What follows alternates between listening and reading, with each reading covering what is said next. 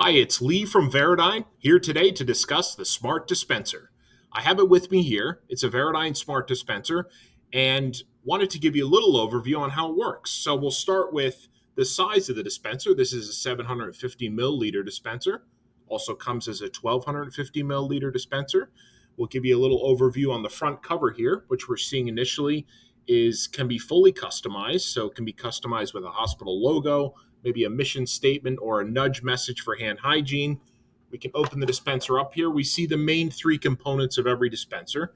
That's the power supply, the liquid, whether it be hand soap or sanitizer, and the drive mechanism. So we'll just go into a little bit of the detail here on what makes this one unique. Pop out the bottle, which I do want to point out, the bottle has a nozzle on it, which is an anti-drip nozzle. So what it's doing is once it dispenses the liquid, it's pulling it back into the chamber, so preventing those drips on the floor that you may get from time to time, causing an interaction with the wax and hence the black spots you see on the floor oftentimes in hospitals. So give you a quick overview here on the main component I want to talk about, which is the drive component. The drive component has a few functionalities built into it which make it unique. The first is a mini scale. So what it's doing is weighing the bottle. It's weighing the exact amount of liquid in every bottle, but it's also determining how much liquid is dispensed every time. So that's going to help with your volume dispense reporting, and it's also going to help with how much liquid you're burning, and it's going to help with inventory management on how much liquid you're burning, as well as determining the fill level of the bottle. So at any point in time, you can log into this dispenser and see the exact fill level. So now you can look at the fill level of every dispenser across your whole hospital and determine the health of every dispenser. Is every dispenser working and functional and ready for when a healthcare worker needs it? The smart chip is built right into the back of the dispenser. It's built into every dispenser, whether you decide to activate the smart technology or not. We include the smart technology in all of our pricing, just makes it easy. It bundles it all together. And the pricing of the dispenser, the software, and the liquid is all included in the cost of the refill. We can explain that a little later. But the important thing I wanted to focus on now is hand hygiene monitoring. So this smart technology integrates with your current RFID badge system to determine 4 levels of hand hygiene. The first level is how many times this dispenser is being used. Very basic, but can give us a general idea of hand hygiene compliance in a certain area. The next level is interfacing with a PRI sensor or a door counter. So we can count how many people walk into the room, how many people walk out of the room, and whether they've washed their hands or not. Still, it can include family members. It can include all different levels of staff. We don't know who's walked in and who's walked out of the room. The third level of hand hygiene compliance would be to integrate that sensor with the badge provider that your current RFID badge is with. Could be HID, it could be any of these companies that we do work with. And now what we're doing is we're determining who's walked in and out of the room and whether they've washed their hands each time they've walked in and walked out of the room.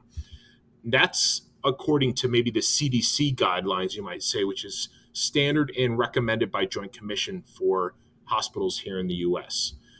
The fourth and final step is adding a sensor above each patient area. We call it the patient zone. So when we say that, it could be a bed, could be a stretcher and a PACU, or in the NICU, it could be one of those small compartments. So what we're looking at is when someone has walked into that patient zone, they've interacted with that patient.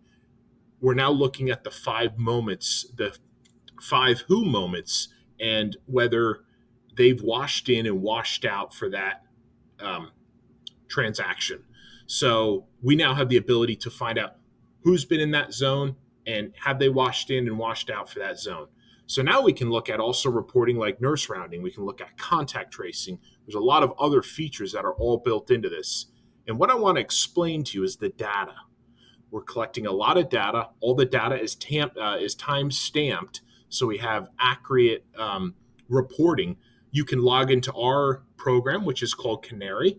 It's a database that's set up to view reporting, download reporting, project reporting on dashboards, but we also give the data to you. Now, what that means is you can put that data and push that data into your own platform.